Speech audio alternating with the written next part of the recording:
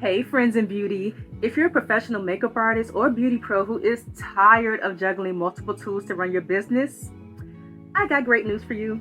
Beauty Pro Funnels is here to simplify your life and take your business to the next level. Unlike other platforms like Wix, Squarespace, or Acuity, Beauty Pro Funnels was created by a makeup artist for makeup artists. This is the world's first all-in-one software that helps you book clients, sell your products, and even launch courses all in one place. No need for separate subscriptions that drain your wallet or tools that don't speak your language as a beauty pro. With Beauty Pro Funnels, you're not just getting another booking tool. You're unlocking the ability to create multiple revenue streams, so whether you're behind the chair or not, you're making money. Imagine accepting bookings, selling your beauty products, and offering courses all without the stress of managing separate systems. That could be a big headache. Let me break it down to you one more time. Your website, build it on Beauty Pro Funnels. Your portfolio, build it on Beauty Pro Funnels. Your booking site, build it on Beauty Pro Funnels. And your e-commerce site, host it in Beauty Pro Funnels. Want to offer beauty courses or digital products? You can sell them inside of Beauty Pro Funnels, and you'll be able to send invoices, digital contracts, newsletters, and do all of your marketing directly from your Beauty Pro Funnels account. It's mind-blowing. Listen, you're going to save hundreds of dollars every single month by replacing over 10 platforms when you make the switch to Beauty Pro Funnels like Wix, Squarespace, Acuity, WordPress, Vagaro, Honeybooks, 17 Hats, Dubsado, MailChimp, Klaviyo, Kajabi, DocuSign, even Shopify. It's crazy. I know you got at least one of those. And here's the best part. Tayana and her team spent over a year building plug-and-play templates into your account for pretty much everything, so you never have to start from scratch at all. So all of your appointment confirmations, reminders, and payment reminders and stuff like that for your clients, they have already been written out for you. You can even gather reviews and referrals all on autopilot. You'll free up so many hours of time each week so you can focus on what you love, your artistry. Plus, with their mobile app, you can manage your entire business from the palm of your hand. Send invoices, schedule appointments, and even take payments on the go. I believe in Beauty Pro Funnels so much that I recently moved the Friends of Beauty site to Beauty Pro Funnels, and I am loving it. It's a game changer because it's not just a platform. I swear it is like having your personal business assistant designed specifically for makeup artists and beauty pros like you. So here's the deal. If you want to see what all the hype is about, visit getbeautyprofunnels.com/friends to get a personalized tour and see how Beauty Pro Funnels can transform your business today. That's getbeautyprofunnels.com/friends because you deserve the best tool for your beauty business. Yes. So the mobile truck is a 2-room truck that has wax pots, sugar. It's a mobile salon. 2 rooms on the truck. Yes, it's really big. It's a big girl. Okay, because I be driving it. Oh, so you be whipping it? Yes. It's like big. So it has 2 rooms, a sink. We can do all services on there, like vajacials, brows, wax, sugar, and we can service 2 people at a time. In February through May 2020, salons were not allowed to be open. I was not one of the businesses that was falsely operating out of my business. We were closed, you know. I did get the PPP loan and I utilized it to hire new staff, train them, grow to a new location, etc. I had 2 floods. I've moved 3 times. My gosh. I've had 3 build outs. So when people pass away, maybe you get insurance money. That's a transparent thing. Yeah. People aren't always honest about what puts the battery in their back from the beginning. You know what I'm saying? And so, sugar daddies, child support. I mean, respectfully, if I had child support, if you give me $8,000 a month, okay. Child support.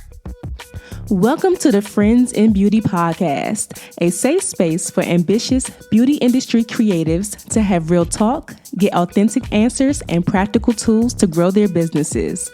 Join me every week as me and my special guest reveal the keys to longevity and success in the beauty industry, from the ups and downs of their journey to the nitty-gritty of their struggles and triumphs. We're spilling the tea on it all, and most importantly, having fun while doing it. You ready?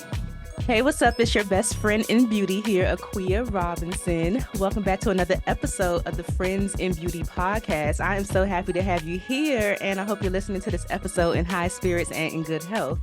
Now, in today's episode, we have the pleasure of having Montrelle Green, aka Monty, in the Friends in Beauty guest chair for the second time, y'all. I'm so excited. So, Monty is a licensed cosmetologist, certified project management professional, and owner of Velvet Wax and Beauty.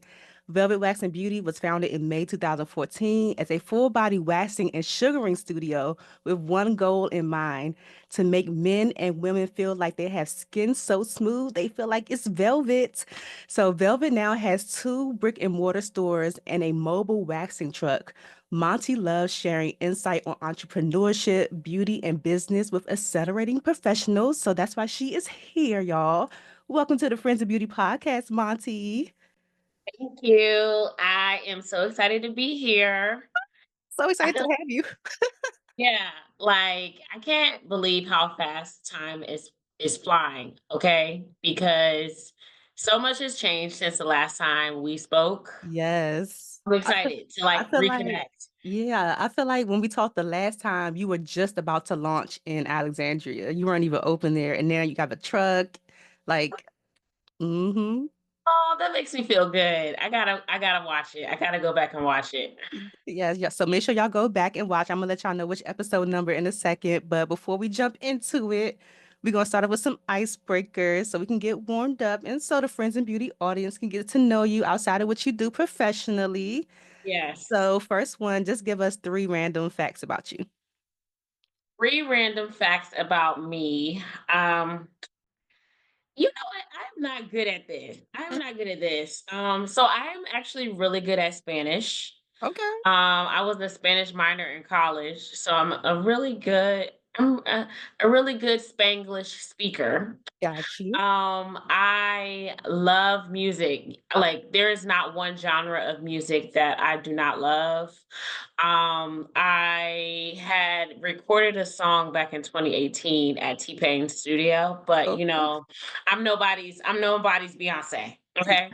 And then last but not least, like I'm a huge dog lover. I have a 7-pound Yorkie poodle. Mm, And right now that is my baby. So yeah, those I are 3 love facts it. about me. Okay, I could dig it. I could dig it. What do people always tell you that you're good at aside from what you do professionally? They say I am really good at telling people what to do. That's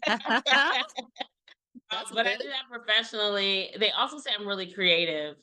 I have a knack for interior design. So, like, I design the wall behind me. Yeah, And I think that if I was not a salon owner or a project manager, I'd probably be an interior designer for like a hotel, a boutique hotel chain. that would be cute. Yeah. That'd be cute. I have a friend that's like that. She's really good with interior design, but anytime you ask her to come and help you, she's like, I don't know. I don't know if I can. I'm like, girl, you got the sauce. Like, you could do it. Yeah, I got the vision, but in terms of the tools and making sure the hammer is where it needs to be at the right time, hire a professional. Got you, got you. Okay, okay. When is the last time that you did something for the first time? Have you had any new experiences lately? Well, Vegas, I went to, excuse me, New Year's Eve, I went to Vegas Uh-huh. for the 50 Cent concert. Okay. That was a first. That was a first. So I say like that was something I did for the first time. The Like going last to Vegas or seeing 50 Cent? seeing 50 Cent. Okay. But man, that's hard. That's hard for me to decide because usually if I think about doing something, I do it.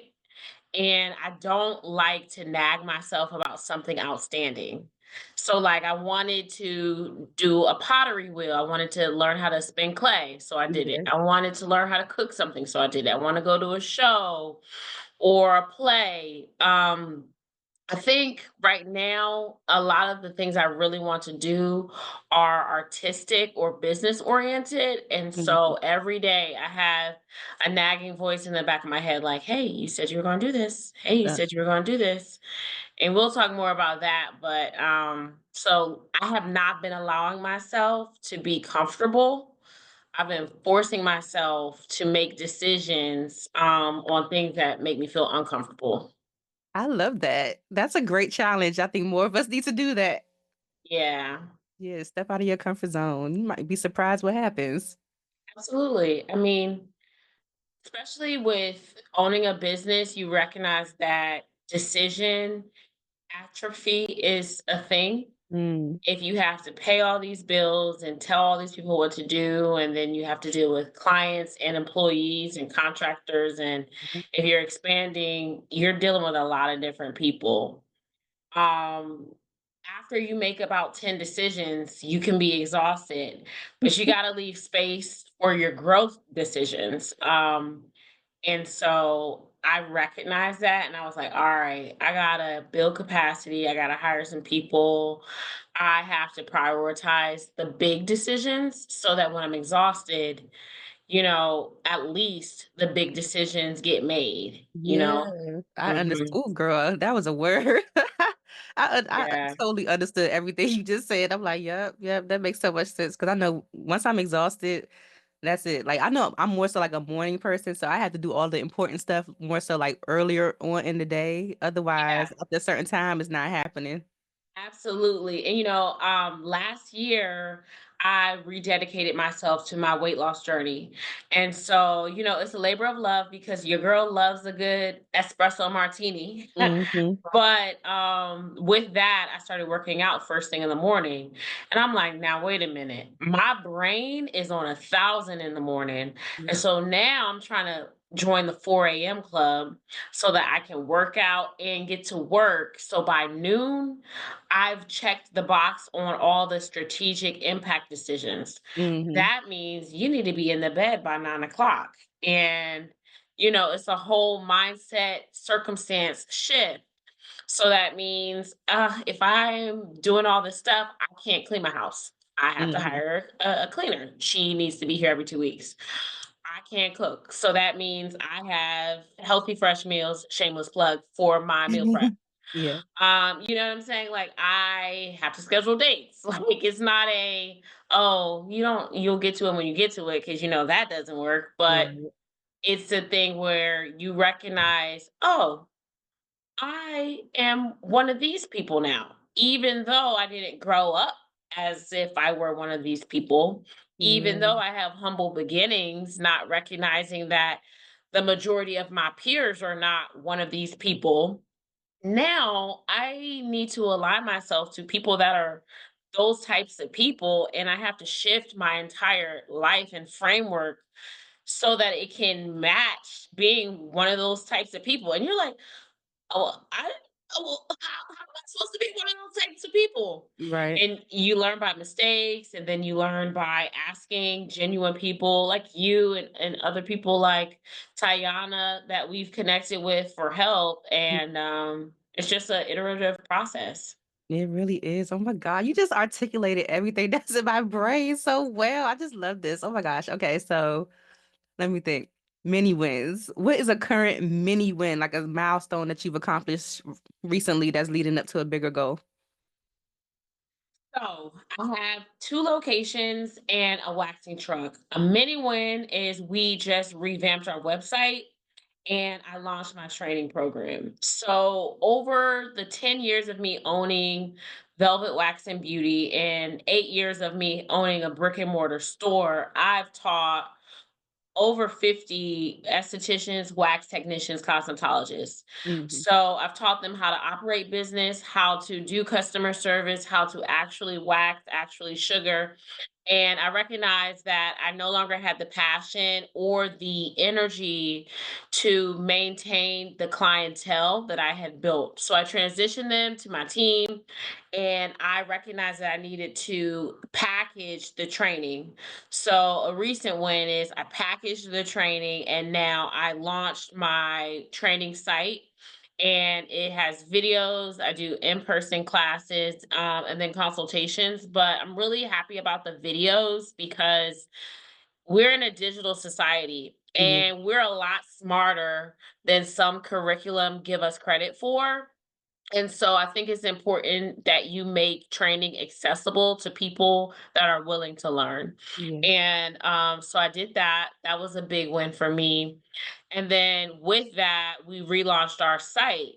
And so with technology, when I first started in 2014, I might have been using Style Seat, Oh, which is an yeah. OG Mhm. technology base, but now we're using a new POS system, and we pivoted to another that has the marketing integration really in the fabric of how we interact with the customers. Mhm. And that's really important because of consumer buying habits now. Like in 2014, if you posted It's something on different. Instagram, everybody would see it. Yes. Yeah, if you posted a video every day on Instagram in 2014, oh, you were lit. Everybody knew. Oh, and you had a professional camera doing it too. Right. It's Oh, over. it's now everybody has a professional camera. Mhm. Everyone has realistically a videographer, photographer on retainer. Like I have a videographer that comes to the salon every other month to take content just so it can be up to par. Mhm. And so that's significant. So anyway, the other recent win is that we launched a new site. It's fully integrated so customers can have access to our products, our services, our locations, and have a better experience with engaging with us. And I did that because I plan to open more stores this year and the years to come. Yay. And it's really important that you get your technology framework down pat before you scale. Mhm. Because let's just say you have a broken booking system, your site is bogged down, your SEO is not up to par. It's going to be difficult for you to really touch the number of clients you want, um, you know, pitch to investors and say, "Oh, we have, 20,000 unique visitors per month. And out of those 20,000 unique visitors, we service 5,000." Okay, so that's the difference. What accounts for the difference? They're dropping off on this page. That's the kind of stuff that can help you as a CEO be more impactful, especially when you have a team and you're responsible for generating revenue for your team. Mhm. So I'm excited about those two wins. It's not just, oh, a new site. Oh no, this is a new, better optimized digital system that can lay the framework for the next 10 years in beauty business. Yeah, that's really dope. That's like a big mini win because that's a huge deal for sure. Yeah, huge, huge deal. And I feel, like the last few years, it got to be like 2 or 3 years since we last spoke. There have been obstacles. I feel like Job sometimes, like Job in the Bible. You know how something always was happening to me? He was like, I'm not cursing God. Sometimes I really feel like, It's always something. You are using me as a testimonial. So I just try to be vocal about my experience so someone out there can learn, maybe become closer to God, maybe feel encouraged in their journey, because it is a marathon for sure. Yes, it is a marathon, not a race, y'all. And I love transparent conversations that let people know that it's okay. These things are happening to everybody else too. It's not just you. It's Yeah. not like it's not normal. Like I love Yeah. like putting that in perspective for people. Yeah, for sure. Yeah. So the Absolutely. last question you already answered it already, but I'm gonna ask you again. If you weren't the owner of Velvet Wax and Beauty, other than being an interior decorator, is there anything else you can see yourself doing?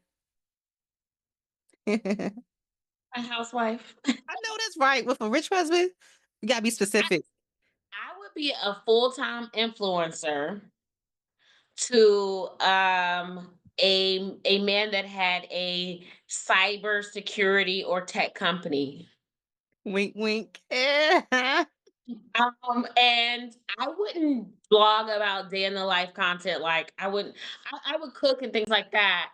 But I think that I would like to make content, like, just thinking through world issues and having conversations with smart people. Mhm. Like, one of my favorite things to watch is, Humans of New York. Have you ever seen I that on haven't seen that. Instagram? Uh-uh. It's not something to watch, my bad. It's a Instagram page where the guy interviews people in New York and he puts their stories in the comments. And there's also Vic Blends. He's the barber that goes around and he says, "Hey, can I give you a free haircut?" And he like evangelizes and learns about people. Mhm. I would like to just be a stay-at-home influencer and do that Yeah. because I think that there's a lot of dark situations going on in the world right now, and I think the way that you connect best is by telling your story. That's why I'm so passionate about the salon environment Mm. because what better way to be vulnerable than being half naked on somebody's waxing bed? Right. So I've made so many meaningful connections with people at the salon. I think it's a sacred space. And so if I wasn't a salon owner or a project manager or an interior designer, I would be a stay-at-home influencer wife and I would just talk to people all day. I love it. We manifested it. It's coming. And then all Yeah. your business is going to be running on systems and, you collect checks from there, but you could be a stay-at-home mom, have a rich husband in tech. Yeah. Yeah. I see it. Yeah. Great. I see it too. I see it. Yes, well, that's the end of the iceberg. As I told you, I was going to let y'all know and let you know how long it's been since we talked here on the Friends of Beauty podcast. It's been, well, I'll just say it like this. It was November 2020 when your episode came out, right? And it was episode number 34. This episode, I was trying to do the calculation before we started recording. I think this episode might be episode 260. And you on episode 34? Wow. Well, first, round of applause to you because that means Thank that you. you really have been going hard Crazy. I because just shocked myself. 5 years, 5 years. And oh my gosh, I remember because I was sitting in my kitchen in my house at the time. It was the pandemic. Yep. I didn't have the second location. It was a lot. It was a lot going on. Wow, but Isn't God that is crazy? amazing. Cheers to us for being consistent. Yeah, right. Cheers to us for being consistent. We still hanging in there. We haven't given up at all. And we're still here. We could have the conversation. Yeah. Absolutely. Yeah. And this is like a serious, non-serious question that I have for you. Like, Mhm. do you miss your locks? Yes, I do. So I have cute, but lots. I'm like, oh my gosh. I know. I miss having locks. I'm actually planning on going back For at the real? end of this year because the girls are weighing on me. Okay, like the girls are weighing on me. It's a lot of different nuances with customer service. I think there are some amazing stylists out there, but the busier I get, the more important efficiency is. Hmm. I am so serious about customer service. I am so serious about just making sure I am treated with respect and I feel comfortable in the environment, and the environment Hmm. is huge. So, I don't know what's in my future like for my hair. Yeah. Um I really would love to just be a shave ahead type of person, but I have been a little nervous about that. So stay tuned for what happens I this feel like you summer. got the face to do a shortcut.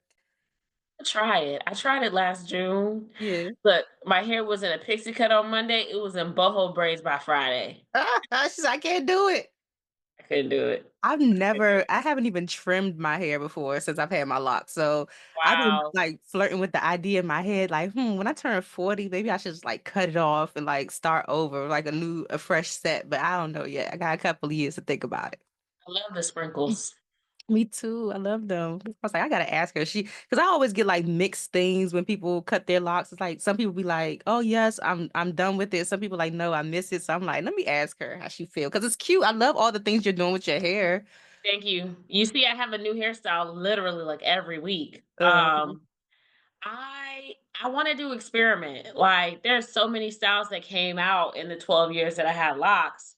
So Mhm. I wanted to experiment. And, even how I started locks, I started with lock extensions, human hair lock extensions. They grew out and then I cut the extensions off.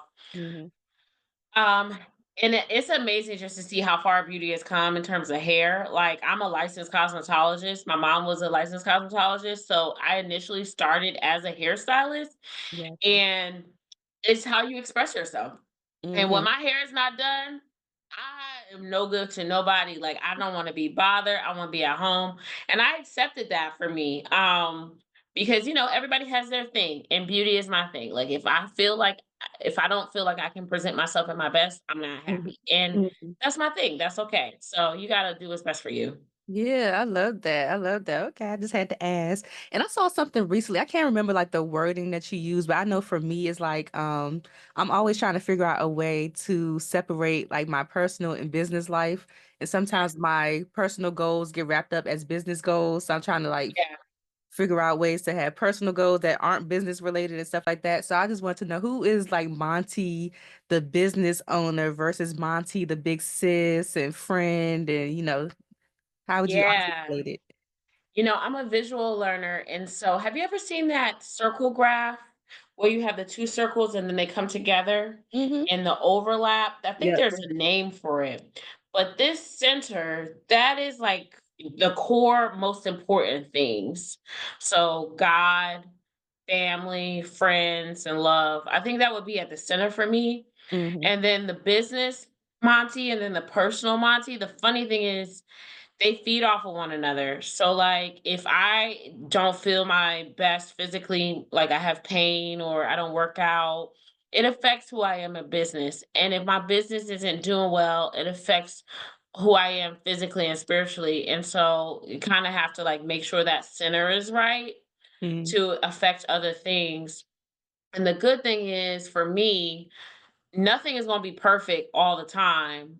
But what I've realized is if I take the time to center myself spiritually, if I do the hard things with family, calling them, visiting, holding my tongue when I know I don't need to say something, or saying something respectfully and standing on that, like I've learned that it makes the other circles easier, even when the money isn't the way it should be, or, you know, a new president gets elected or a landlord is tripping, things like that.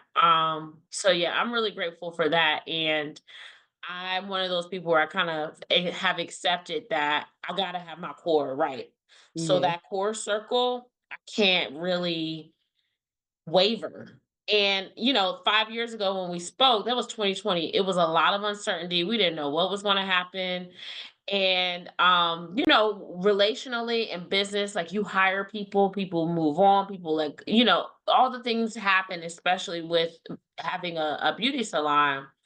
I had to learn not to be reactive and focus on the core. Mm-hmm. And then, everything just really started blossoming in a better way. So I'm super happy. I'm super grateful for where I am right now. That's great. Do you still have like a 9 to 5 too? I do. I do. Girl. So for me, so, scaling a business is not easy, and I am not going to go against what the Pinky Coles and the Morgan DeBonds of the world say about not serving two masters. It is difficult. There are some sacrifices that I am planning to make in the very near future to be able to soar. But my Neo Blake newbie, she said something on her TikTok years ago. I don't even know where the video is, but she said something that was important about being real about her background. She said that she was enabled to dream by her parents. She had two parents, and they enabled her to dream because she started as a beauty editor at Essence Magazine. And Mhm. you and I have spoken about this, but I was a beauty assistant at Essence Magazine in 2013, right after I graduated from Howard. Mhm. A month and a half after I got there, my mom died. And I had two younger sisters. My dad had been incarcerated, he had just gotten out. It wasn't a good time. And I had a lot of other personal family things going on. Not to mention, I got scammed by someone who I was living with in New York. So it was bad. It was like bad, bad, bad, bad, bad. Right. It was like eight bad things, right? So that's my story. Everybody has a different scenario Yeah. of the decisions that they make to overcome the obstacles. And one thing that's most important to me is that, like, at the end of the day, not my mom's gone, my dad is gone. I got a ring on his finger. Ultimately, I'm responsible for where I lay my head, what I eat, Mm. etc. And so I have reconciled and accepted that there is a loss that I have to, accept when I decide to think at the 75,000-foot level instead of the 100,000-foot level. Mhm. And so that's where I am now. Now I'm in a space where I'm super blessed in that a circumstance of me deciding, oh, I want to get a MBA and I want to get a PMP is, oh, well, now that you got those things, now God has given you provision. And so, I've been in a situation where I've been really, really blessed to have very well paying jobs that are remote. Amazing. And so you get to be remote and you get to put all of the income from your business back into your business. Mm. And, the times during COVID where February through May 2020, salons were not allowed to be open. I Mm. was not one of the businesses that was falsely operating out of my business. We were closed, Right. Uh-huh. I did get the PPP loan and I utilized it to hire new staff, train them, grow to a new location, etc. Uh-huh. I had two floods. I've moved three times. My gosh. I've had three build outs. And when you say build out, be like, oh, what's a build out? No, build out means, let's just say 50,000 minimum. So Mm. when I say you know what I'm saying? So when people say, "Oh, you work a full-time job?" No, I work a full-time remote job because I have a virtual assistant, I have a virtual social media team, I Right. have an accountant, I have a bookkeeper, You all need I to get have paid. 8 people that are employees that, get hourly pay plus commission plus tips, and they're not getting paid bare minimum. You know what I'm saying? Like, Mm. I have 2 very beautiful brick-and-mortar stores, both in high income areas. I have a $50,000 waxing truck that has a brand new generator on it. I spend thousands of dollars per month on marketing, and it's snowing outside. People in Okay. DC don't love to drive around in their nice cars when they got a remote job to come and get a wax. And so Mm. guess what? Sometimes you have 10 clients, sometimes you have 2. Mhm. And me being able to sit at home and build and learn about cybersecurity, which is what my current role is in, has enabled me to apply that knowledge to what I want to do in the future for the salon. Yeah. And so for this year, I'm like, all right, I'm not robbing Peter to pay Paul anymore. Mhm. $100,000 ain't gonna cut it. Right. I need the money in. Okay. So now it's like, okay, Can we get to the check out. yams, okay? Yeah, yes. Because, the biggest thing that I learned last year, I went to the National Franchise Show Mm. and I ran into a competitor. And the competitor was saying everything that I've been saying. He was saying everything that I know, but he was inflating the numbers.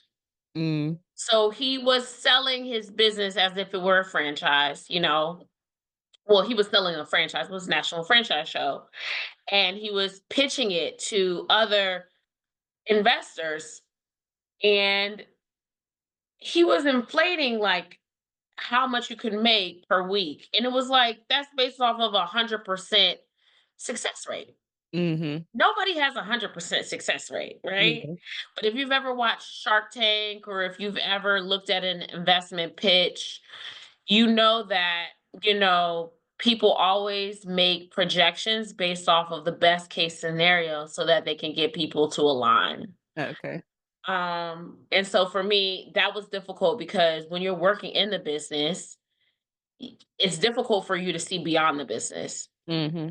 So that was a long answer to say I am on my way out of corporate, but for right now, it does make sense. And because I understand that I have my foot in two pots, I've recognized that that requires me to sacrifice income. And by income, I mean, instead of me paying myself the salary I would as a salon owner, the salary is going towards an assistant, an operations manager, a marketer, Yeah. things that can help me grow and build community for, everything I've built.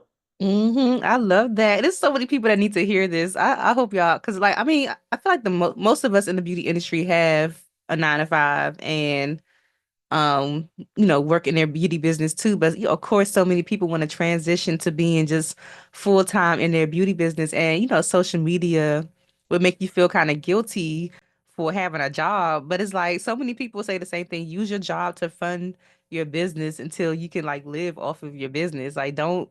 Like you said, I'm not out here trying to rob Peter to pay Paul this year. Like, do what you have to do. Like, nobody else is paying your bills. You just named all those people you got to pay. Like something goes down, they still need to be paid. So having that backup and that security, because I know it's hard for me. I work full time in the beauty industry, so I know it's hard for me when I want to do things, and it's like now I got to take money from my client and this, or I don't even know when I'm gonna have a client. And like it just be hard. Yeah, I think the fundamental thing that I learned from my mom and going to grad school for business is, if you're working a job, you're exchanging your time for money. Hmm. And nobody's going to pay me $1,000 an hour at these jobs I can apply for. So I'm going to have to build a system where I can get what I feel I'm worth or more. Hmm. And that takes time and effort and strategy. And it's okay because, there are people that are full-time entrepreneurs and they are very successful. But those people that are millionaires, they have more than one stream of income. Hmm. And all the millionaires that I know have multiple streams of income, real estate, investments, and those investments can be businesses. Yeah. They can be, they are usually businesses, but lots of different types of businesses. And they have multiple. You find a model, you duplicate. Like, there's a reason why there's a McDonald's on almost every corner or a Chick-fil-A everywhere. It's not because, oh, like they can just build what they need off of one location. Like proximity is a big deal too. And that is a main reason why like I want to expand. When you're trying to build a business in beauty Mm. and you're a solo practitioner, I wish more solo practitioners built a model or ecosystem to partner more. Hmm. Because if you're in Baltimore and I'm in Alexandria, I can't come get my makeup done by you every other week. I mean every week. You're right. 'Cause that's an hour and a half trip. Right. But if we're both in the same network and sometimes I'm in Baltimore, sometimes in Alexandria, and we cohabitate or somehow like partner with our business, then we can grow.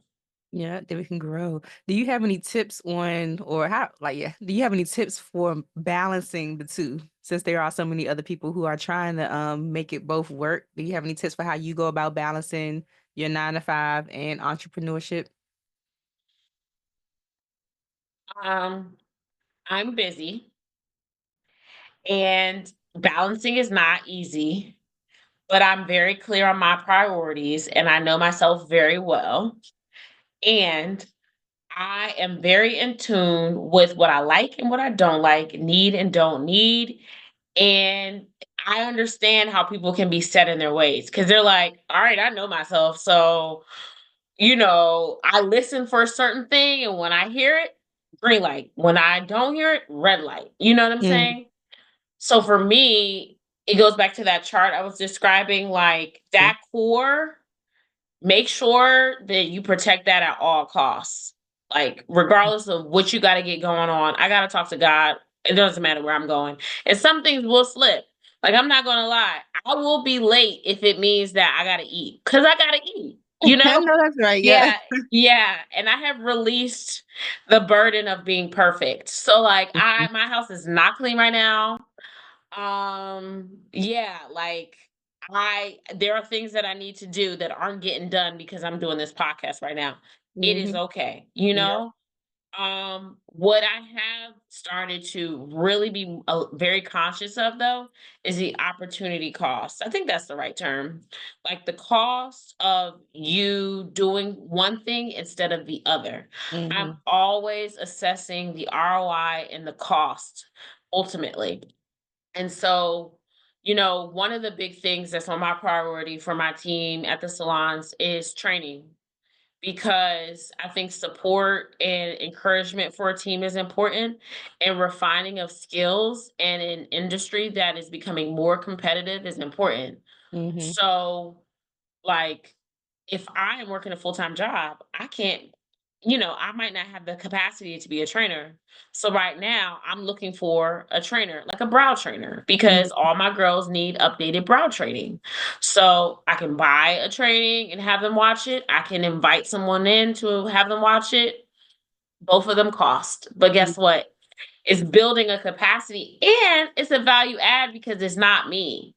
It's not, it's a new face, it's a new experience. Yeah. And that's how I'm able to balance. Like when in doubt, outsource. When at capacity, outsource. When you don't feel like it, outsource. And Mm-hmm. and see the reason why I'm so grateful that I do have multiple streams of income is because I have the privilege to outsource. Mm-hmm. There are people that are spending $2,000-3,000 for these training programs, but you still are going to have to outsource because that's your rent, that's your car, that's your day-to-day income. Yeah. So you take the training course, but they teach you that you need to do stuff. But if you want to have a full marketing suite, like all that stuff costs money. Right. Oh, Lord. So, do what you can do. Yep. Do what you can do and then outsource the rest if you can. Mhm. Yeah. How many streams of Yeah. income do you have? Real estate, full time, and then two salons. So Doing yeah, it, girl. The yeah. boss. Real estate is fun for me. Real estate is fun for me. I'm really, really interested in AI and technology. Yeah. And, I've been a program manager for 6 years now, 6 or 8 years, somewhere around there. And, the government is the biggest customer. And so last year I became SWAM certified. And so I'm starting to do more research on what sorts of like subcontracts that I can acquire as a business owner Yeah. and looking for synergy between technology and beauty. Mm-hmm. Like me getting a new site and leveraging Beauty Pro funnels was really big for me because it integrated a lot of the things that I had already been doing research on. Mm-hmm. And, a lot of the issue that beauty professionals have is they're like, if I gotta have a Zapier, a Twilio, Facebook ads, like Meta ads, TikTok ads, I can't do all this stuff, and I have a kid and a life, but then you can't afford to hire somebody. So that tool really was like a saving grace for me Mm-hmm. because it integrates a lot of that. And I am really big on authenticity and trusting the deliverer, trusting the person that delivers, you Yeah. know?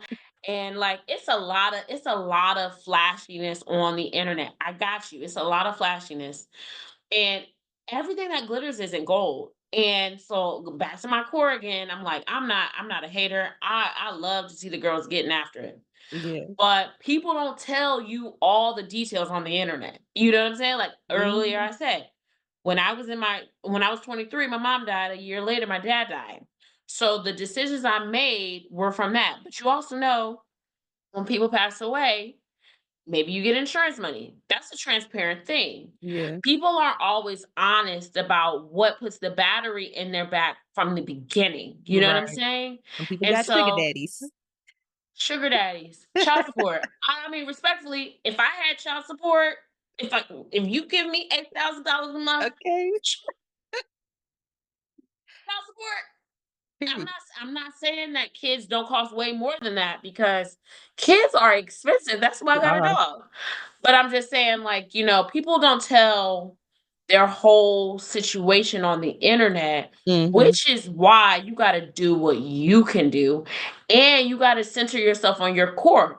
Because if you're, I mean, you remember what's her name? Coco from Miss Jessie's.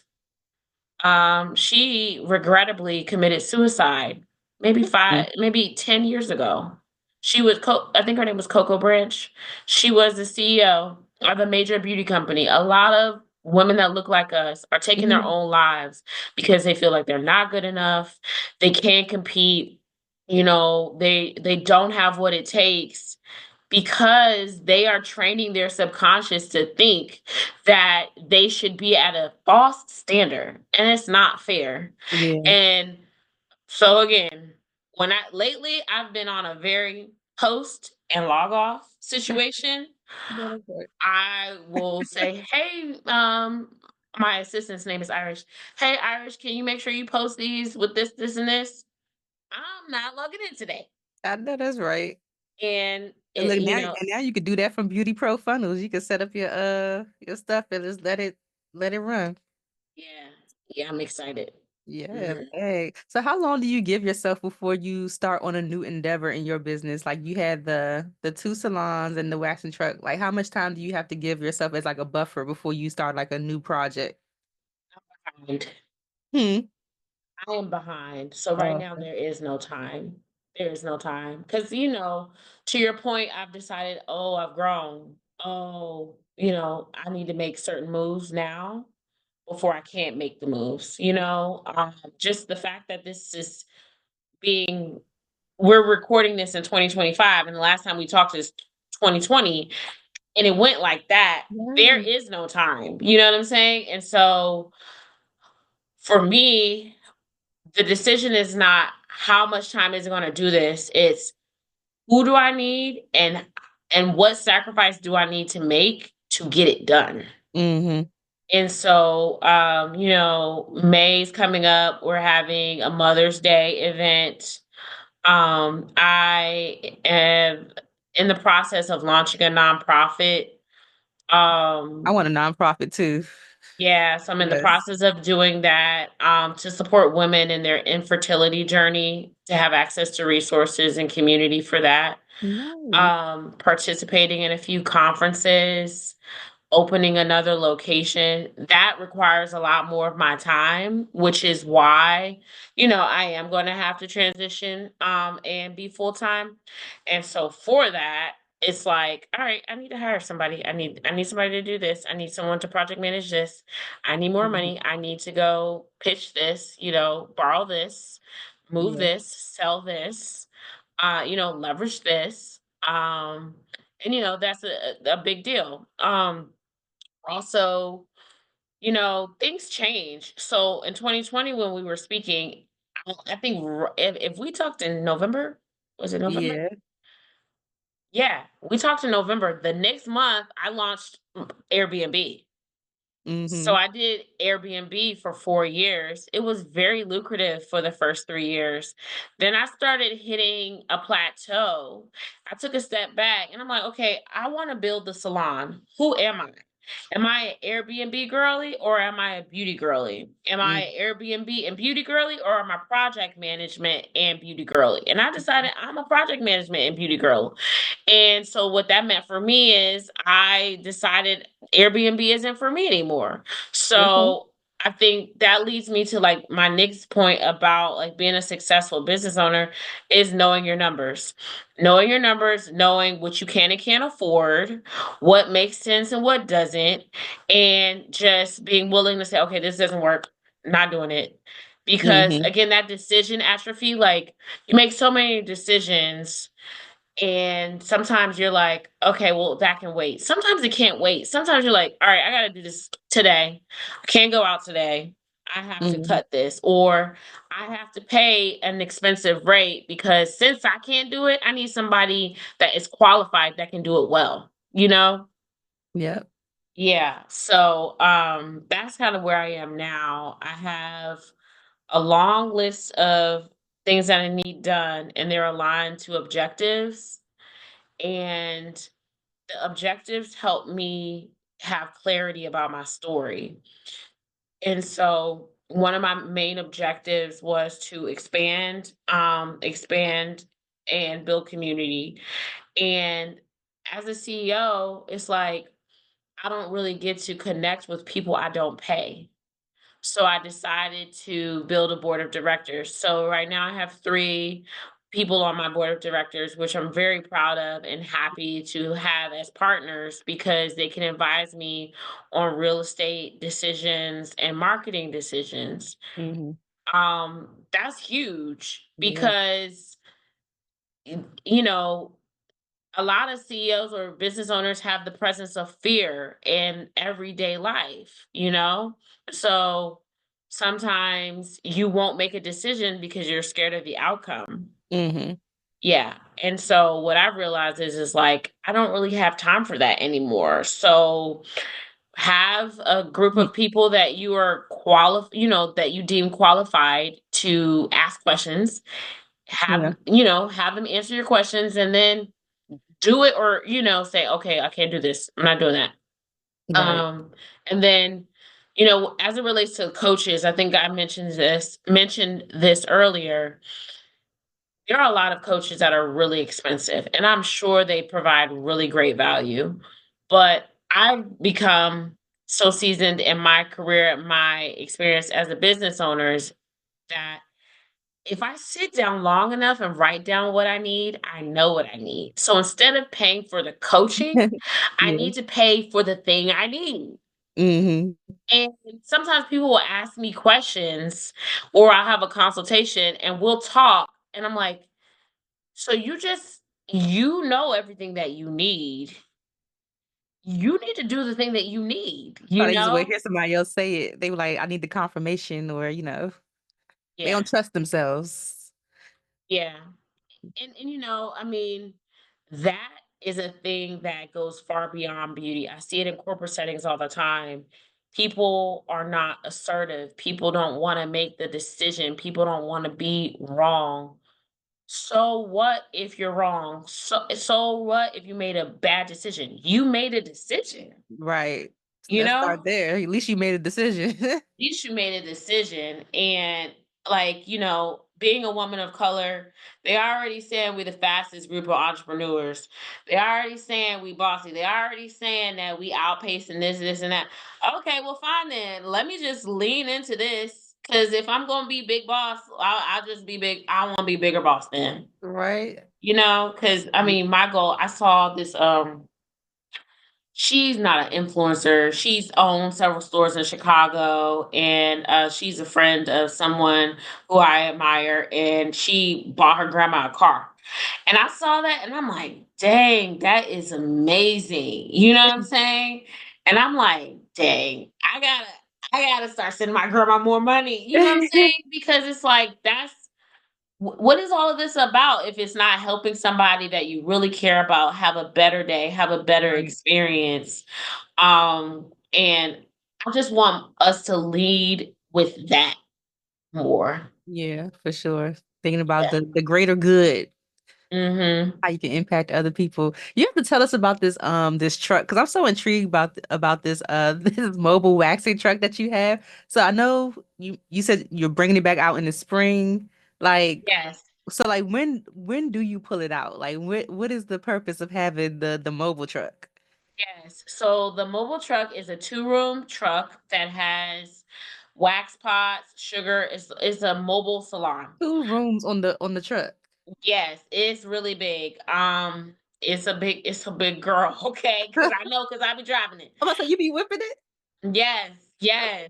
It's like big. So it has 2 rooms, a sink. We can do all services on there, like vajacials, brows, wax, sugar, and we can service 2 people at a time. It has separate rooms divided by a door. It is fully tinted, so no one can see in, or you can see out, but you can't see in. Mhm.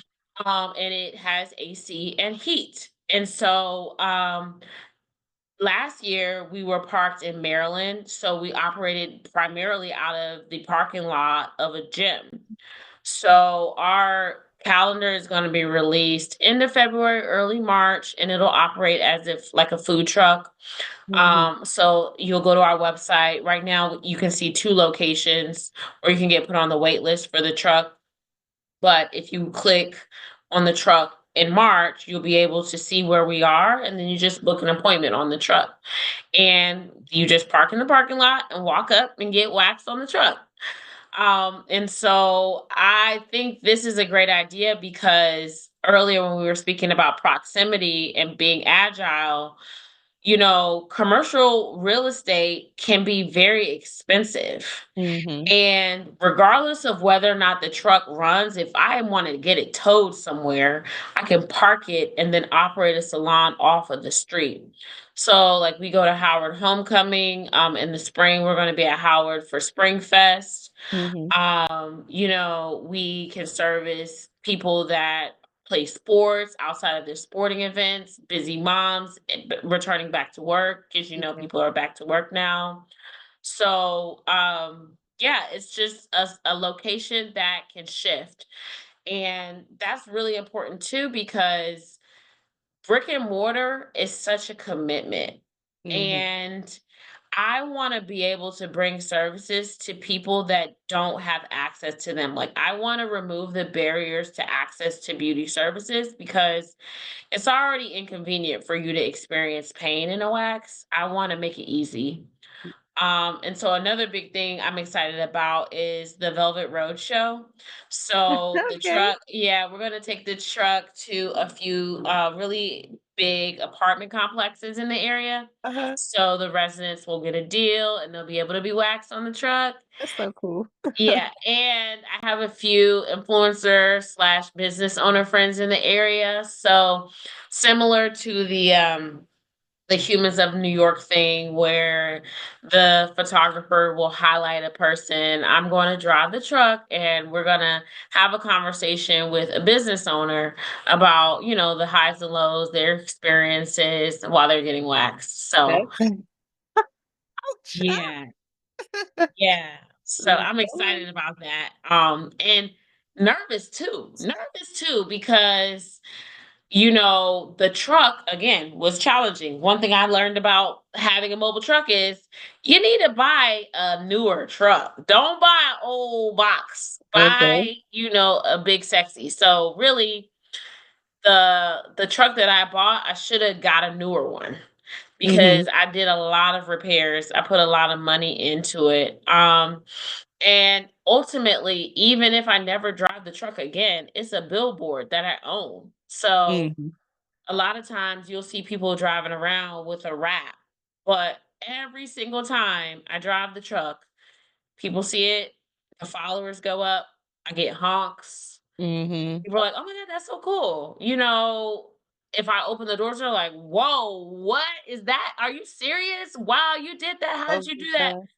gosh. So yeah, I'm really I think the biggest thing about that, even if I don't make another dime with the truck, Mhm. because the point is seeing something from start to finish, conceptualizing it, and saying, yeah, that is the proof of concept. That's important because there are so many people that are still having the audacity to dream about stuff that they haven't executed. And it really is you putting a pen to paper, you sitting down, you saying, okay, I want to do this. How do I get there? By doing this, this, and this. And then you go, okay, how do I do that one? 10 steps. How do I do that one? 10 steps and so on. And then Checking it breaking off it the down list. again. Yeah. And then waking up every single day and saying, today I'm gonna find a generator. Check. Mhm. Today I'm going to find a contractor. Check. And I Yeah. don't think people operate like that. Yeah, we want the full picture now, like Yeah. right now. And I know I used to have that problem too, because I could visualize stuff so clearly. And Hmm. like when it didn't happen, I would be like that's not because like even when I used to do like my events more frequently, people are like, oh, this is such a great event. And the events are great, but it's like this is not the vision. Like wait till y'all see the Yeah. vision that I have in my head, then I'm gonna be like, yes, Yeah. this is it. So I get it. I think we just have to be a little bit more patient with ourselves and Absolutely. let Like, everything play out. yeah, absolutely. I'm very self-critical.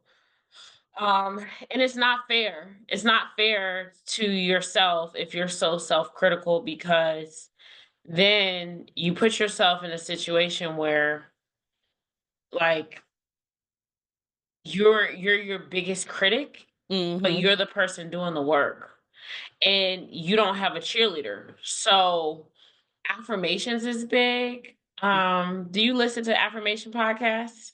I listen to just affirmations, period. I listen to like guided meditation affirmations like every morning. Yeah, I wish And I I came was across more this consistent. cute not Instagram, YouTube channel called Cutie Meditations that is like music, it's like songs that like affirmation songs and they just keep replaying and it's like so catchy. You find yourself like, yes, I'm a millionaire. I like that. It's so I cute. do.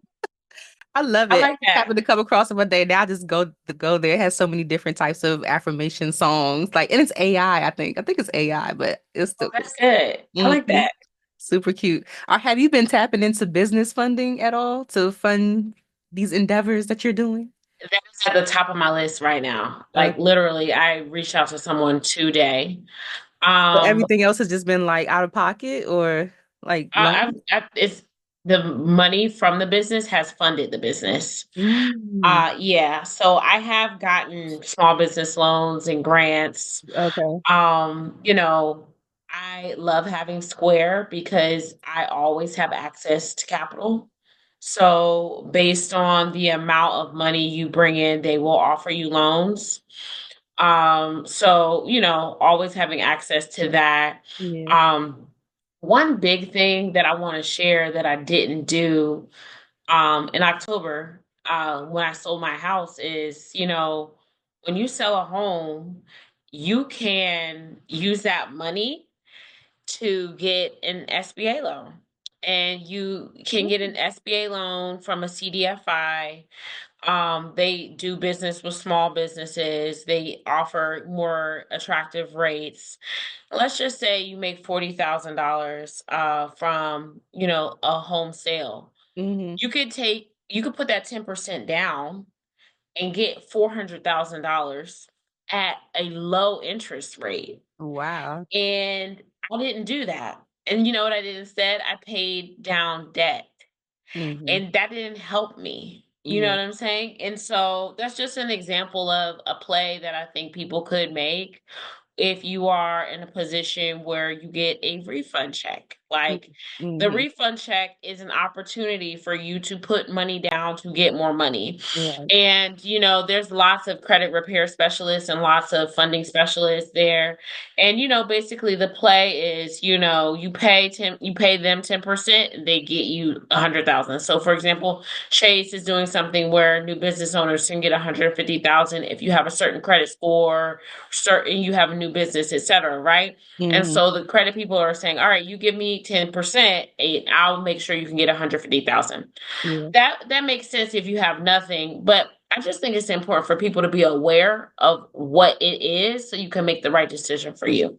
Yeah, for sure. And I feel like those type of things just come from putting yourself around people who know things. Because of course, if you don't know, you don't know. But if you're putting Yeah. yourself in different environments, meeting different people in different industries, they can give you the play, listening to the podcast. Because I didn't know that either, but Yeah. that's good to know. Yeah. People know who was doing the dance at the Super Bowl. Right. But like, if you have a salon and you want to grow, you need to know how to get money to grow. Mm-hmm. Absolutely. I had a conversation with someone today. He launched a real estate app that is awesome. Like it's dope. And it's basically a platform that integrates all of the grant platforms across the US into one tool. So you can just go on the tool, type in your specs, and it can say you can apply for all these grants, right? That's Mm. cool. And I was like, so how did you, fundraise, etc.? And he had a friend that was an investor. Wow. Sometimes black and brown people don't have access to that kind of wealth because of our historical circumstances. And so I think that our biggest issue today is distraction. Mm. Like I get on TikTok right now, I'm gonna see 50, and I'm not joking. I will see 50 ads for a wig in 1 hour Huh? because I bought one wig off of the Right. Now they're TikTok gonna show shop. you all the wigs. Ugh. Yeah. Yeah. And so, lately I've been really intentional about like hitting not interested, trying to train my algorithm to teach me what I need to know and Mm. not distract me. Right. Because we walk around with our phone. It's on our hip. We're not leaving without our phone. We will turn the whole thing around and go back for our phone. Sure will. If you won't be married to something like that, make sure it's something that's feeding you for real. Like Hmm. which you need. Because again, like, people are working hard. Everybody is not a millionaire, a 100,000aire even. And you have to figure out how to make your time work for you. If you Hmm. are taking an hour to work to get to work and get home because you got to be in the office now, that is not playtime. That is not listen to music time. I said, Sorry. listen to a podcast, listen to something audio book, yeah, something. Yeah, the Mm. biggest thing that I'm so proud of this is I use voice memos like I am blind. Seriously. I'll open my phone and say, I need for you to do da da da da da da, and I am da da da da. And then by the time I get home, I'll have like 50 memos Hmm. and I will upload each one into ChatGPT, download all the PDFs, send them to my assistant, I and love that. even if it's not perfect, it's done. You know Hold what I'm on, give me saying? an example because I was going to ask you if you were using AI and how you would use it. And I love Chat GPT. So give me an example of like something that you would type into Yeah. your voice memo and send to your assistant for them to do.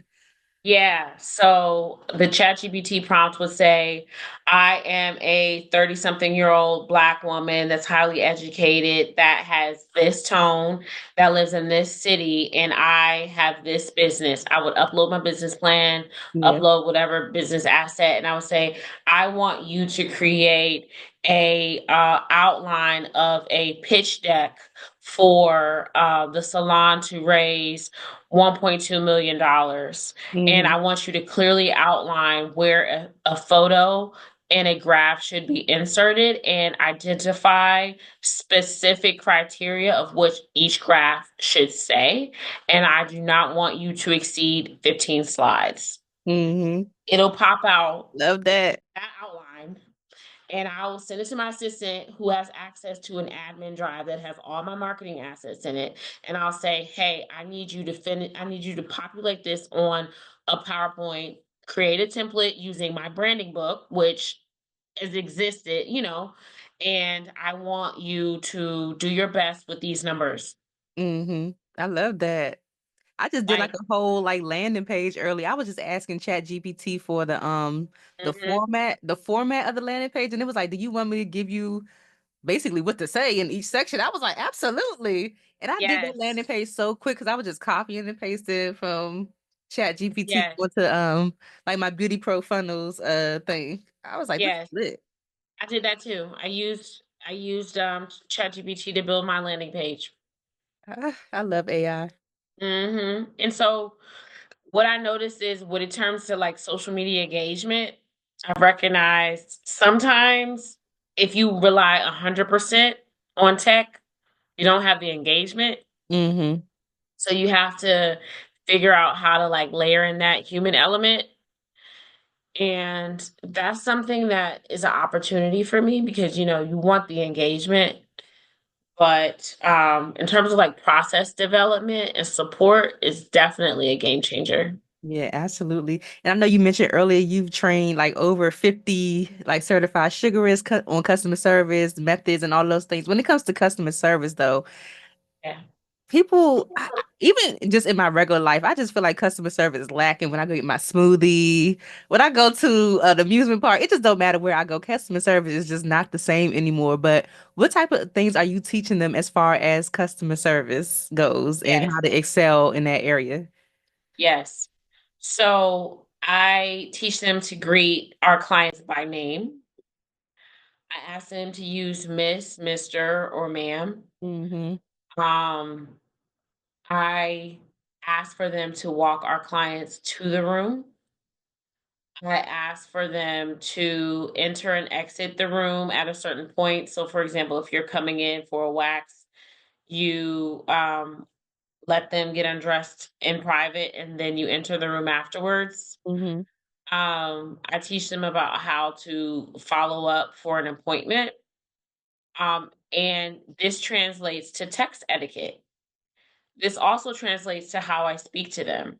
Yeah. This also translates to how I reward them. So, for example, each month I give the team member that got the most 5-star reviews on Google and the most, excuse me, She's a and the working most, lady. yeah, and the most retail sales, a bonus, just a Mhm. small gift to say, oh, you did what I was asking for you all to do. Yeah. I let everybody know that, hey, this is who won. In emails, I say, I'm very clear and concise about, this was the goal. This person met the goal. I want you to work on this. Mm. Um, and yeah, so that's kind of just how I've been going about it. I love that. And I noticed when I go to the Velvet Instagram page, I will see no poom poom before after wax pictures. Like, are you being intentional about with the people that you're training? Are you being intentional about telling them stuff like that? Like, I just be Yeah. So, I don't have a 5-mile business. I have a 200-mile business. And I think that's what I really love about the scalability of Velvet is because from Hampton to Alexandria or Hampton to, Baltimore, really, we have impacted customers who have a consistent customer service experience. Our hmm branding is the same. Our playlist is the same. We do have a Pretty Kitty Committee playlist, It's shameless cute. plug. So it's on Apple Music and they get the same music, they get the same vibe. Um, but they like know, what it is. And modesty is important even in that environment. hmm And if I cannot control how the practitioner is protecting the client's outcome with photos, then I cannot allow our team to take photos. hmm And so, people love before and afters, and I would love to show them. It's not something that I align to, like, in terms of privacy and protection. You know what I'm saying? I want our clients to trust us. I want our clients to trust our model. And I think it's kind of like, you teach people how to treat you. hmm Um, a big pain point as a beauty professional is no shows. Like I'm not a billion-dollar business. If clients say they're going to show up and they don't show up, my team is still getting paid, and that is a minus, not a plus on my Right. revenue chart. Right. And so people do get charged a fee. It's not a huge fee, but it is a fee. And so with that, they expect a certain level of respect. They expect for people to be there when they book online at 2 a.m. They expect to show up and, someone to be there. They expect for it to be clean, the lights to be on, the music to be on, and it hmm not to be warm. Our clients are so spoiled. They wait for 5 minutes and they looking like, All right, what's where you going at? on? Yeah. And I love that because that means that I have built a standard where people say, if my appointment's at 4:30, I'm getting seen by 4:30. Yeah. And if it's 4:35, somebody's coming and saying, "Hi, I'm sorry, I'm running late. Would you mind having some water, having a snack, Yeah, say and something. I'll be with you shortly." Those be my biggest things. Like if I'm gonna wait, at least acknowledge that you know that I'm waiting, because then I won't get an attitude. But if you don't say nothing, I'm gonna have a whole attitude. And that's Yeah. wherever I go. I'll be in the line at Chick-fil-A. Hello, y'all got a cashier? Like, what's up? Well, not Chick-fil-A, y'all good. Chipotle, that's what it was. Chipotle. Yeah. Say Yeah. something. Just say something. I don't wanna walk anywhere and you not acknowledge me. Mm-hmm. That's not okay. Especially and the truth of the matter is I don't work in my salon full time.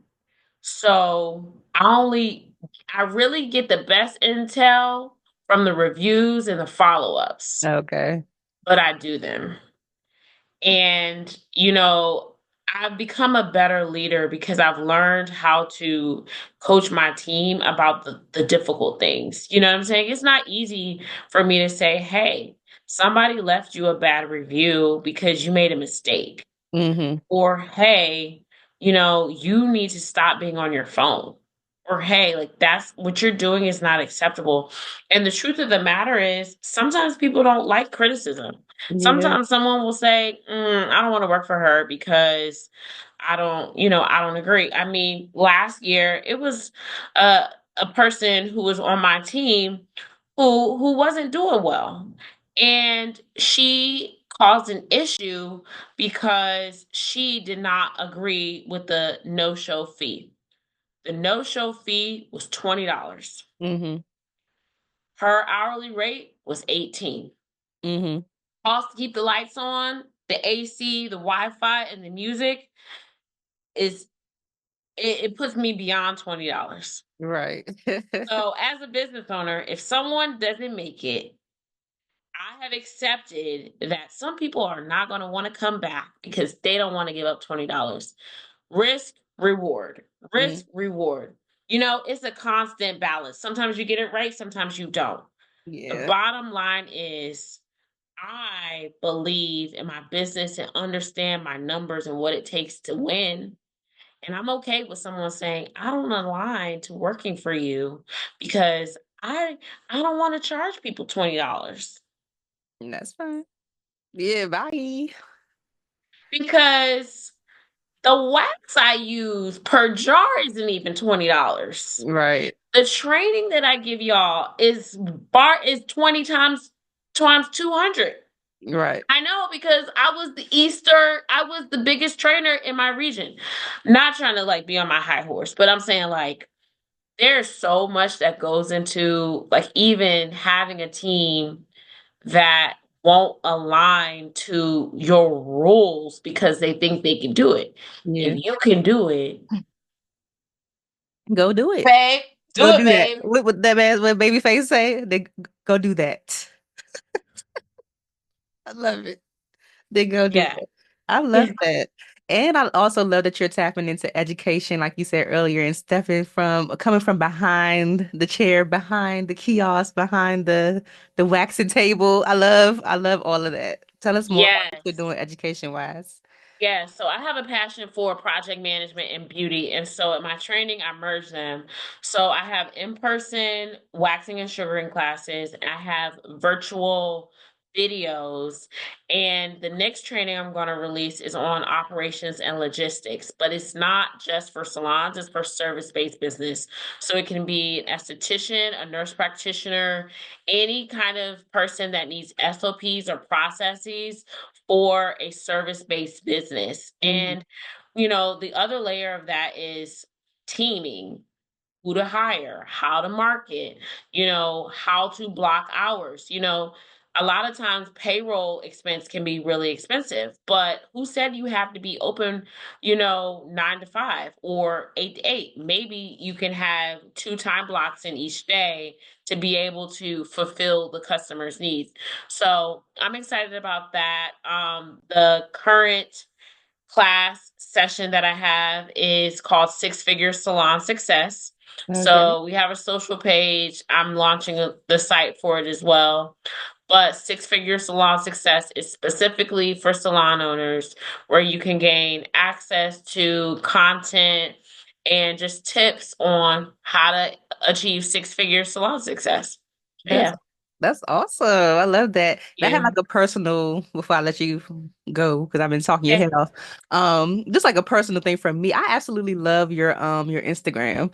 And I'm just curious You. about your thought process behind your content, like your content style as far as incorporating yourself and what you do for yourself and your business and also giving tips. Like I feel like it's just like very well-rounded.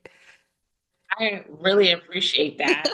Um, I got a tip from someone to write my brand story and then highlight key things. And so taking it back to that chart, the Hmm. center is spirituality, friends, family, health and love. And Hmm. then I have myself as a person and myself as a business. And that's kind of different than what a lot of experts will say because a lot of experts say you need to niche down. Hmm. And I have accepted that I may never become a millionaire off of being an influencer because I don't care enough about makeup to post my makeup every day. I don't care enough about my clothes to post my clothes every day. But when I feel like I have a gem about being a good friend or being a good business owner or choosing to follow God instead of the world, I will do it. And I Hmm. do feel like it's very spirit led.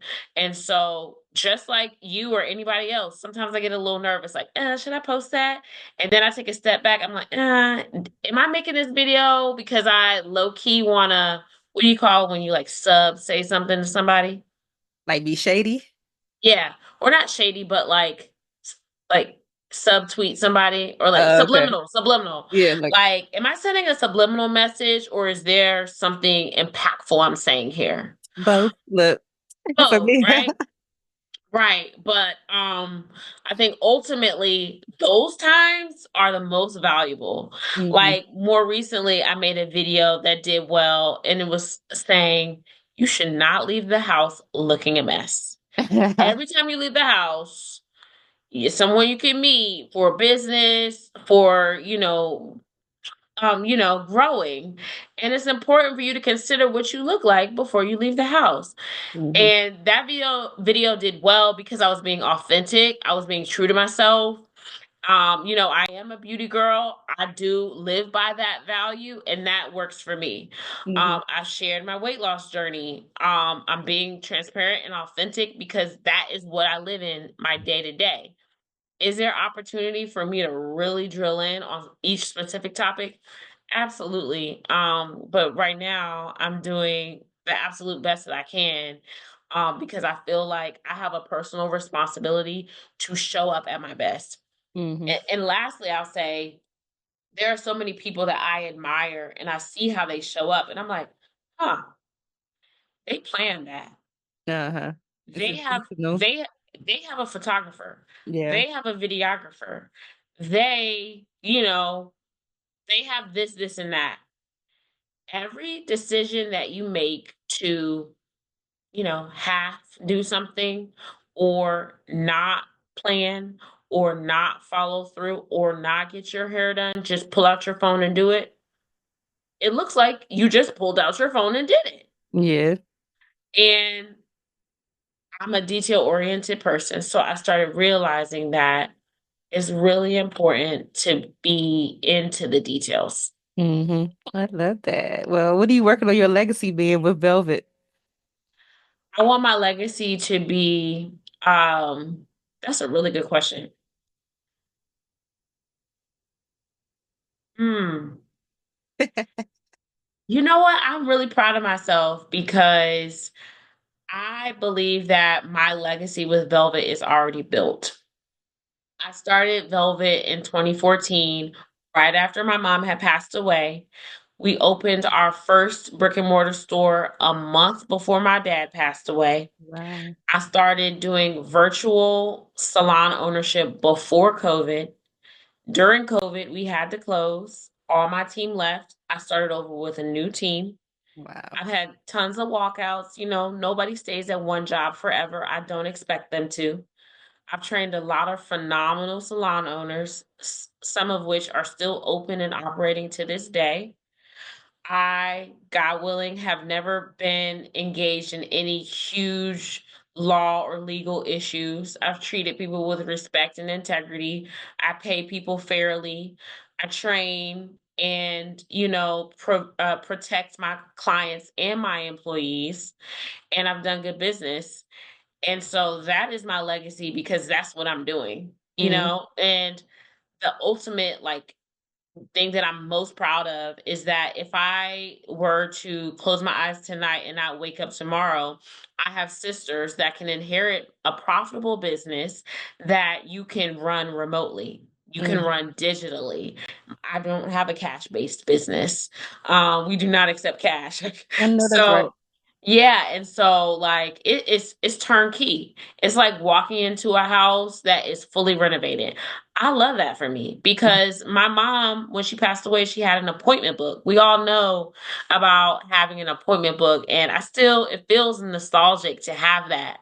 But to have inherited her business, learn from her business, lay her business to rest, and then start a new business from her salon as a foundation, that's my legacy. Yes. And I I feel so proud to just be able to hire new people, train new people, and then I really feel like me, they align to my vision and they want to be a part of it. And that is huge. Yes, living legacy. I know your mom is so proud. She like that's my baby. That's so cool. I love that you can continue on her legacy in that way. I'm gonna make sure I plug up before I die on you. Yes, yes. We almost done. Those guys. Is there anything that's coming up next that you can share? What's coming up next? So March is Women's History Month. We're having a Women's History Month event at Velvet Alexandria. You're gonna see a lot more of my team. We have some legacy team members that have been with me for some years now. So we're leaning more into their stories and sharing their experiences. The Pretty Kitty Committee nonprofit is launching this spring. I'm really excited about that. We're participating in a few conferences geared towards moms and women's infertility, etc. And so I'm really excited about that. The truck is going to be on the road. I have new team members that have been trained and they're building their books, waxing and sugaring. I would love to say that we will have a new location open by the summertime, but child, I'm already behind. So I, you Hey, God know, works in mysterious ways. You I never know. I know. And so I would love to say that you could look forward to me and my husband expanding this business, but I don't know who that person is yet. So we He's gonna looking pray on for it. you. He's looking for you too, girl. He's like, "Where's my wife?" I love. Well, before I let you go completely, I have to ask you the Friends of Beauty rapid fire questions. So whatever comes to your mind first, you can spit it out. If you need to elaborate, that is fine. So the Okay. first one is, what are the top three keys to your success so far? Faith, family, and fun. Faith, family, and fun. How do you measure your success? I measure my success by revenue and teaming. Revenue and teaming. I measure my success by revenue, how my team is performing, and a gut feeling. Like me and Velvet been locked in for a while. So I know when my baby is getting sick. You know Mm, what I'm saying? mhm. And so if I haven't seen somebody in a while, I that means I got to get in the car and drive down to Hampton to check on a location, or that means I have to take off of work to go in and engage, or I have to send a message or call or or send somebody else to do it. And I think that's important. Like when you build a business, it is kind of like your baby. And you Mm, know when it's sick, mm, and I don't ignore it. I I don't ignore it. So yeah. Okay. What's the best advice you ever received or piece of advice that's always stuck with you? You lose out on good things if you wait too long. Love that. I love that. What advice would you give to another spa owner right now who is just not seeing the success they want in their business and they're just like, I think I'm gonna just stick with my 9 to 5 and just leave it here. They need to take a step back and ask themselves, is what you want aligned to what you're saying and what you're doing? Is what you want aligned to what you're doing? Because if you say, I want to make $10,000 a month, but you haven't written a plan, you don't know your numbers, you don't have emails going out regularly, you don't post on social media, you don't follow up, you don't greet people by name, you don't have products in stock, you sell wigs, you don't got one wig in stock, not a bundle, no color. Your client books for 2 p.m. Client is in the parking lot at 2 p.m. You at the hair store around the corner. You don't want to make $10,000. Mm-hmm. You say you want to make $10,000, but you're not going to make $10,000 because what you're doing is not aligned to what you're saying. So stop lying to yourself. Rule And number one. seriously, stop lying to yourself because it's making me hot. It makes me hot when people don't ask people that are working hard, to build their career and to build other people for advice when you're not holding yourself accountable. That's not fair. Mm-hmm. And you Yeah. know you ain't gonna do it anyway. Exactly. You know you're not gonna do it anyway. So why are you asking? Yeah. Oh my gosh. Next one. What's the resource that helps you in your business that you can share with the friends and beauty community? Beauty Pro yes, that is Yes. an amazing platform. I'm excited about it. I'm all about integration. Mm-hmm. Whatever data platform you use, I think is really important that you consider how things can be integrated. Yeah. And I'm so grateful to that resource because it helped my dog. Hey, doggy. Paige. My cat just ran, she's She's been around. bothering me the whole time. So cute. She's almost done, baby. Yeah. So last one is just a statement that I want you to repeat and just say, my name is blank, and the key to longevity and success is blank, whatever you think it is. Okay. My name is Monty Green, and the key to longevity and success is authenticity. There we have it. Authenticity, y'all. Stop being fake. Keep it real. Before you go, she's like, oop. Before you go, please share like your social media, website, however you want people to connect with you, the waxing studio, the truck, whatever you want to share. Yes. So my name is Monty Green. You can follow me at Monty Green. If you are interested in following my waxing and sugaring salon, you can follow us on Instagram and TikTok at Velvet Wax and Beauty. That is all spelled out. Our website is Velvet Wax and Beauty, and we're on Google, Velvet Wax and Beauty. You can also access the truck waitlist at Velvet Wax and Beauty, and you can access training at Velvet Wax and Beauty. So yeah, that's everything. It's pretty easy to find, y'all. Velvet Wax and Beauty. The consistency is there. I love it. Thank you so much, Monty. I really enjoyed this conversation. I learned so much, and I'm sure they learned a lot too. Absolutely. Thank you. I'm so glad 5 years later we here. I cannot believe it. Yes, 5 years later. Yeah, I'm shook. Thanks for listening to the Friends in Beauty podcast. Don't forget, sharing is caring. If you enjoyed this episode, share it with another friend in beauty. Give it a thumbs up and subscribe, rate, and leave a 5-star review so that other friends in beauty can find the show. Plus, we'd love to hear your feedback. Connect with us on all social media platforms at Friends in Beauty, hashtag Friends in Beauty to join the conversation, and join our Friends in Beauty Facebook community to stay connected. Talk to you soon.